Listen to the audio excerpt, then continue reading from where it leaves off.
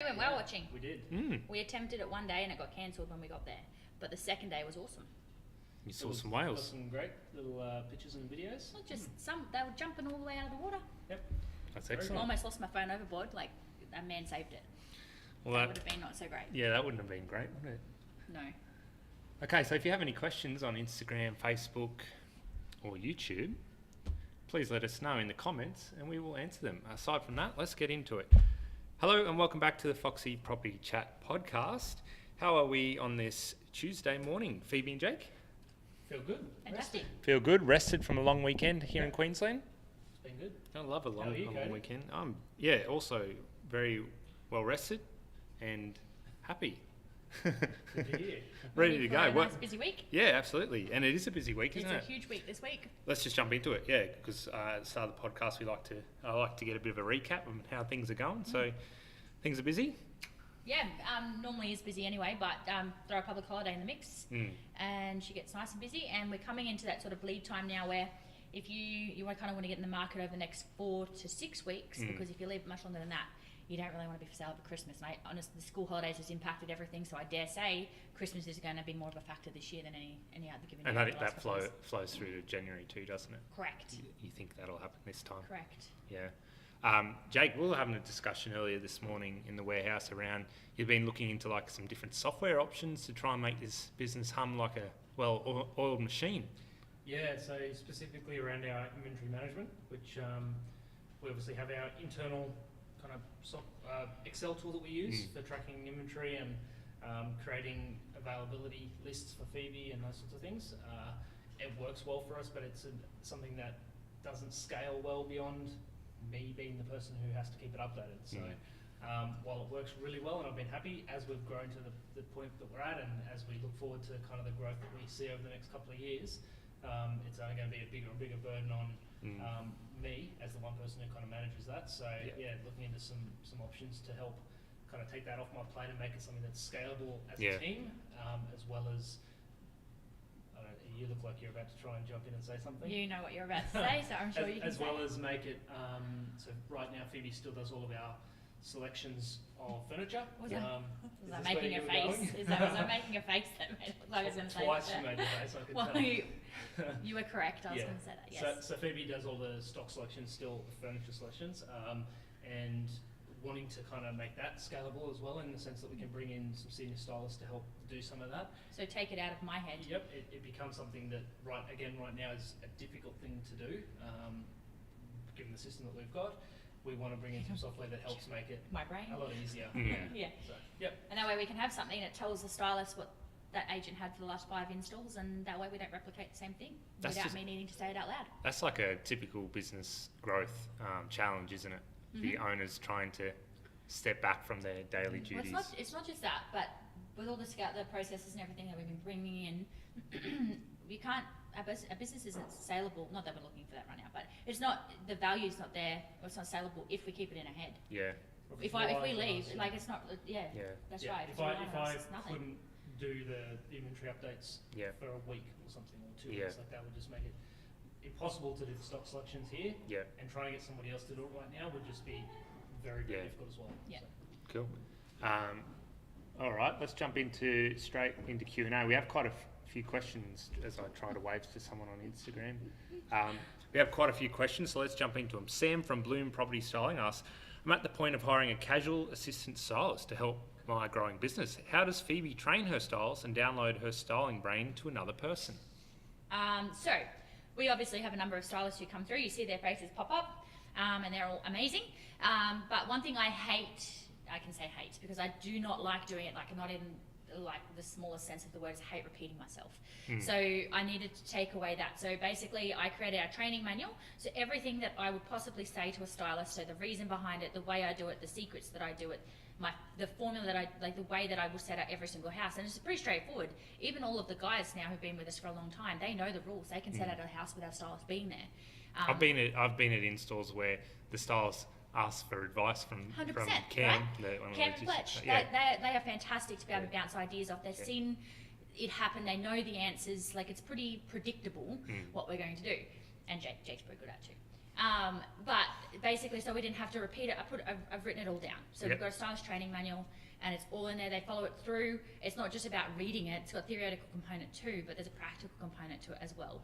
For me, I've taken so I guess I did a uni degree, radiation therapy. There was a theoretical component, there was a practical component. You have to put that theory into practice, Yep. and you have to have it in practice for a good amount of time before it becomes ingrained and the understanding's there. So it's sort of drawing on those components from what I learnt when I was at uni and put it into a book. There's my download brain. Can I challenge or question, because that wasn't always the way that you've done it, and No. now that you're training multiple stylists at the same time, that kind of was the thing that triggered the need for this. Mm-hmm. When you started out, you didn't do that. Would you think you would need to? I mean, it's something. No, that but you when I need when to I do. started out, I was out on site more. So So it I like was on the able, job sort of yeah, it was stuff. more on the job training. Cassie would watch the way I do it. Cassie picked it up super fast. Now Cass is the one who's on the job more, except now she's off having a baby. So that theoretical, the practical component was, it still is, but it was more hands-on with me to start with, but it's still just as important. Yeah.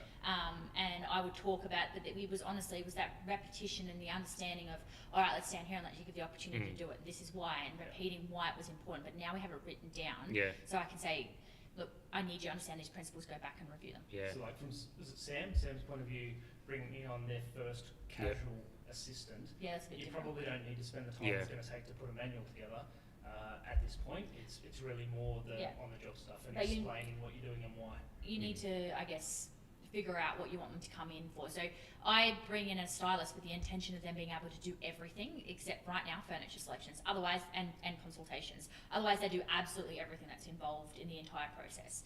If I was bringing in a casual, potentially I might not necessarily want them to be across absolutely everything.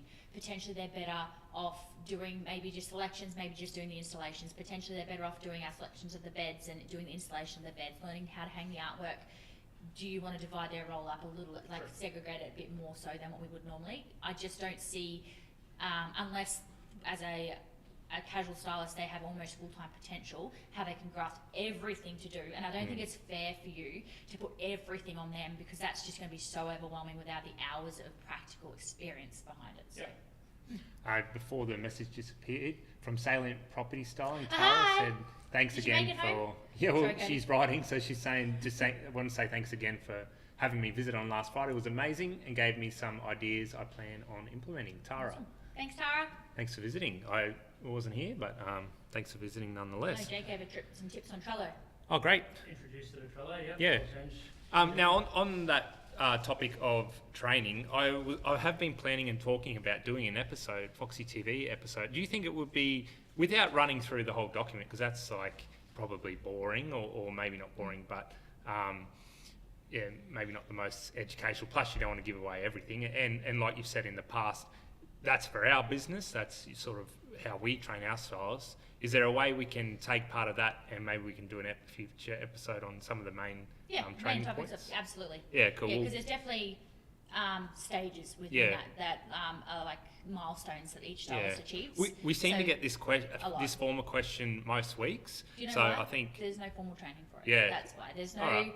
like, yes, you can go do a diploma, but it doesn't, and Yeah. any sort of thing in interior design, it doesn't give you the foundations for property styling, especially to be able to do the business aspects of property styling. So Yeah. I think that's why we get asked. It's just But the yeah, practical definitely. side of things. It's a lot of kind of understanding the theory behind it, but you need to get in and do it too. Yeah. So.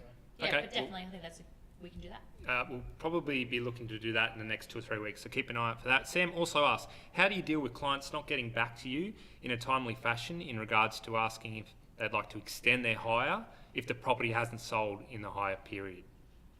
Does that make sense? Yeah. We start by, I mean, we haven't always been good at this, and we still sometimes are not, depending on, like, because we've had, while you haven't had a PA, there's a process that the PA has always done where we know, the week before the styling is due, the Wednesday or Thursday the week before, we'll send the first email to see what their initial thoughts are. Obviously, if on realestate.com we check the listings regularly, so if it's under offer or under contract, we know that there's some sort of contract at some stage, unconditional or not. But if there's nothing there, we'll send that email the week before, and then we'll send another one if we haven't heard on the Monday to see again, are you ready for collection? Would you like to extend? If it gets much beyond that, we start saying, look, if we haven't heard, we have to collect. You know, we can't extend and then send you an invoice when you haven't told us to do so. So We don't have it happen very often where we don't hear any sort of confirmation from them, and then just leave it sit there. That doesn't ever happen. At that step 2, where so follow up week 1, follow up on the week, I would be CCing the agent in on that. If I'm not having any like communication email, I then do a phone call follow up. If the client doesn't answer, I call the agent and looks at, look, my hand's being forced here. I'm sorry, I'm going to have to collect that furniture. If I don't, our terms and conditions specifically state that they will be allowed to back in to collect the property. And our agents are aware of that, and I haven't really had anyone push too hard on that from that point. It's just people have stuff on, and sometimes those emails go aside, so you need to go down a different form of contact, whether or not it's through the agent or through a phone call. Yep. So.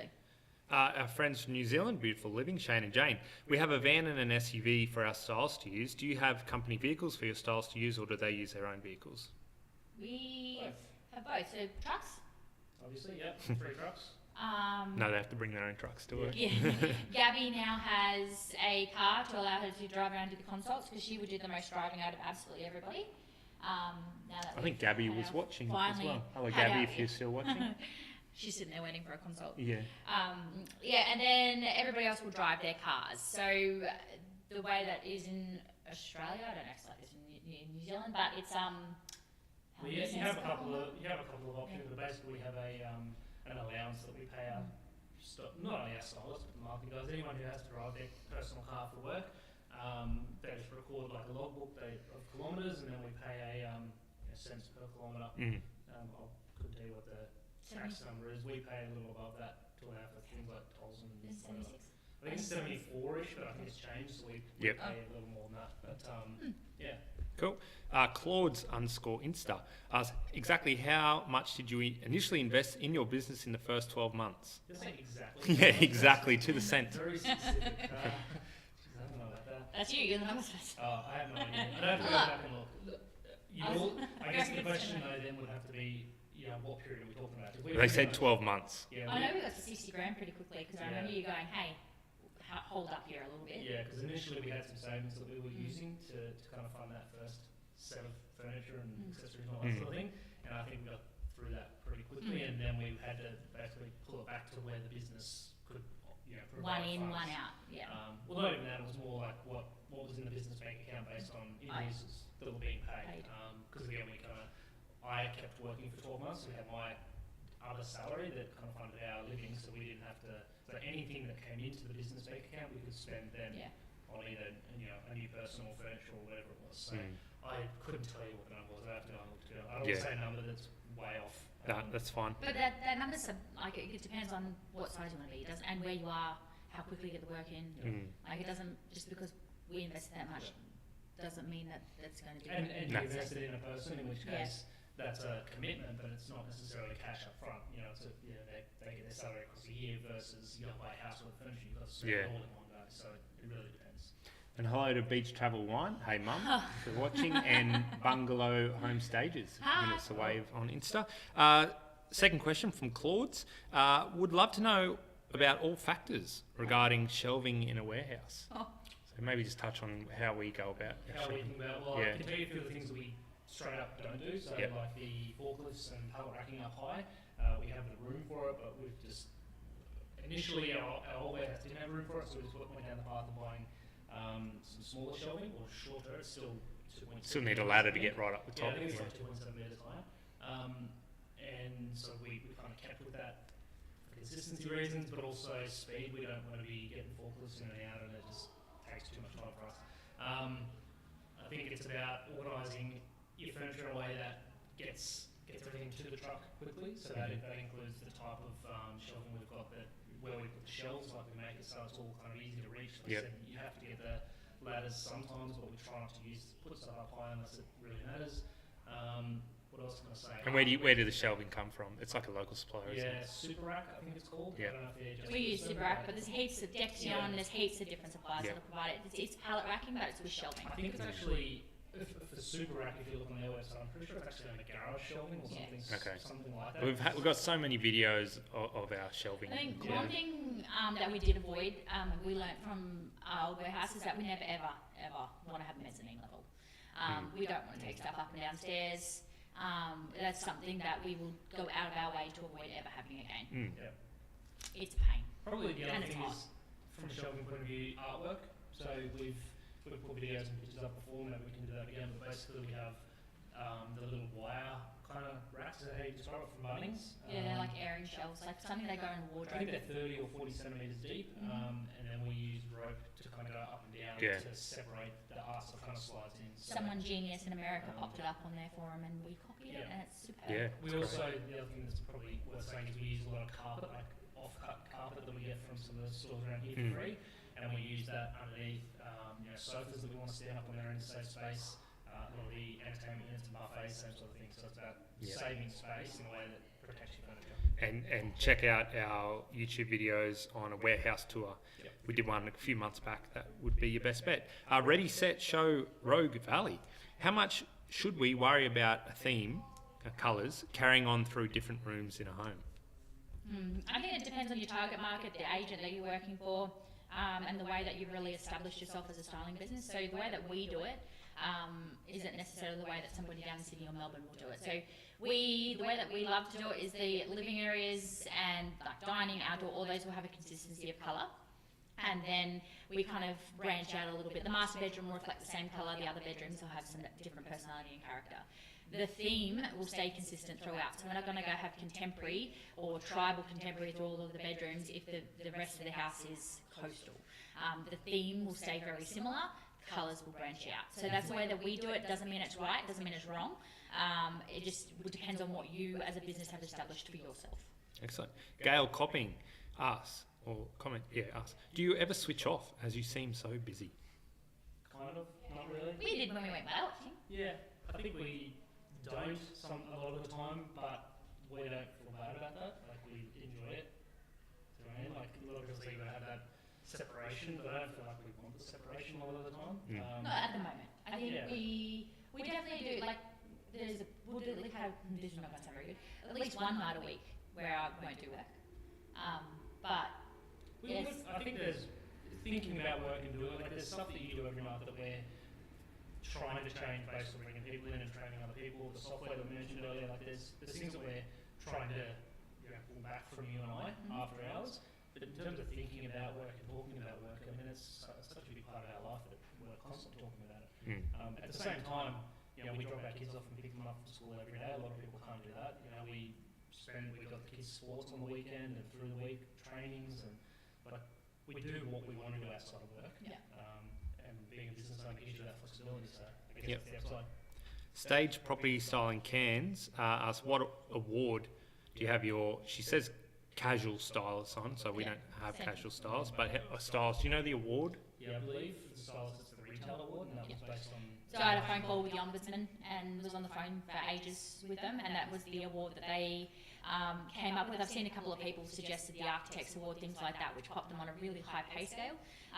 Honestly, I just describe what we do. It's the same as if you're in like a scaffolding hire, it's the hire agreement thing that popped us onto that award. And I know there's been conversations with other companies down in Tassie, one in Adelaide, one in WA, same outcomes. So that's the award we put them on. Honestly, I just give them a call though. So have a call, get it in writing, and then you're all safe. The guys are on a different award. They're on warehousing, aren't they? Yeah, I can't remember the exact title of it. They're on a different one. Yep.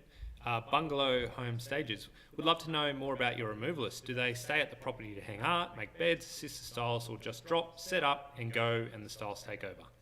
Both, depending on the job. So generally, the truck guys move quite quickly from a scheduling point of view. So it is a bit of a depends on their allowance of time. Having said that, if there's ever something that they need, the stylists need help with, they're always told that they have to stay and help do that, which they do. They know how to hang art. That's part of their training. We probably need to test that a little bit more with some of the newer guys, but not even just them, like Sean's down the coast with Ebony Day, he's hanging all the artwork, Cody goes on side, Cody knows how to make all beds. Everybody has their unique element that they can bring, so we need all hands on deck. Absolutely everybody here is trained to be able to do backups. It doesn't matter if they're media or accounts, whatever they're in. Even like Claire, PA, that's what she's been spending the last 2 weeks doing, learning how to do the on-site part of the job. So everybody can be hands-on if they need. Yep. But the guys are sort of guided by time frames. And they always, I think you said, put it in and drop it in place. That sort of thing. So we always put it in place. Anything heavy, obviously, we want to get that right so the stylists don't have to move it afterwards once they're left. Mattresses on beds, all those sorts of things. So And before they leave, there's usually like, you guys right, do you need anything before we leave? Yeah. There's that conversation. Yeah, exactly. Yeah. Last question. Wondering if you adorn home staging. Wondering if you could share a link for the gloves the guys use to move furniture. Where do you get them from? Bunnies? I could find a link. It's just Bunnings. Just I don't Bunnings, think yeah. they're removalist gloves in Yeah. particular. They're just, I don't know. I'd have to Yeah, Yeah, just they're in the box section. quite possibly. Yeah, I think Yeah. they are removalist gloves from the box section in Bunnings. Yeah, To be just honest, head to they're probably Bunnings. the first that we found that weren't just gardening gloves. Yeah, yeah. We needed Yeah. them quickly. Somebody Yep. went and bought a whole bunch, and that's what we came up with. Okay, and thank you for everyone for questions. Now on to under and overrated. Drive-through coffee. Underrated. Underrated unless you're going through McDonald's and it's overrated. Yeah, currently they've been Yeah, dropping the ball a bit, haven't they? Man, Deadpool. I saw I that. feel like I was going to say underrated, because I love Deadpool, but everybody loves Deadpool, don't they? I'm going to say underrated anyway. With your response seeing Hugh Jackman going on it, you can't possibly say overrated. Underrated. Should ask Laura. She wouldn't have a clue what Deadpool is.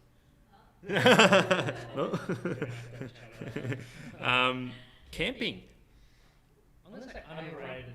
Under for me, because I love camping, we just haven't done it in a long time.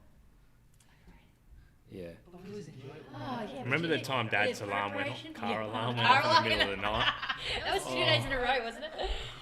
Dead Oh. silence in the middle of a valley and a car alarm my goes off. God, Yeah, that was fun. That was not fun. Or what Yeah. about when you hopped in a bed and it was all wet because it had leaked Oh, everywhere? that's every camping story, isn't it? See? Yeah. Overrated. Yeah, I agree. I hate camping. A calm start to the day with nothing going Oh, on. I see.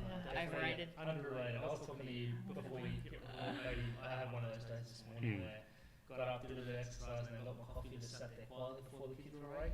It was, But like Phoebe, I think 2 weeks ago there was one morning I was here because I'm only here twice a week. You're like, so much has gone. Like all these jobs where there was issues at and this is like you arriving at 8:30 and there was all this stuff that gone wrong already. Yeah. And that probably happens. How often do you I like a would- morning like that? Would that I would happen? rather sleep in until Yeah. the very last minute. Yeah, right. And then Yeah. rush to get everything done. Yeah. That's what I would rather do. Uh, And then get up and watch the sunrise. yeah, makes sense. no, it doesn't. Balcony jobs. Oh, underrated. Underrated. Yep. And it is Yes. easy, fast. Yep. Everyone loves them. And for that's just when you can use it, go past furniture from the truck to the balcony to save going Avoid up the stairs. internal stairs. Yeah. Yeah. The whole team loved those ones. So that is under and overrated. Bungalow Home Stager says, thank you, that was helpful to the question around removals, what they do at a job. Oh, you're welcome. So yeah, most welcome. Thank you everyone for asking questions. Thanks Jake and Phoebe. Thanks, Eddie. And we'll see you back here next week. Bye. And thank you Instagram. Catch you next week. And where do I end?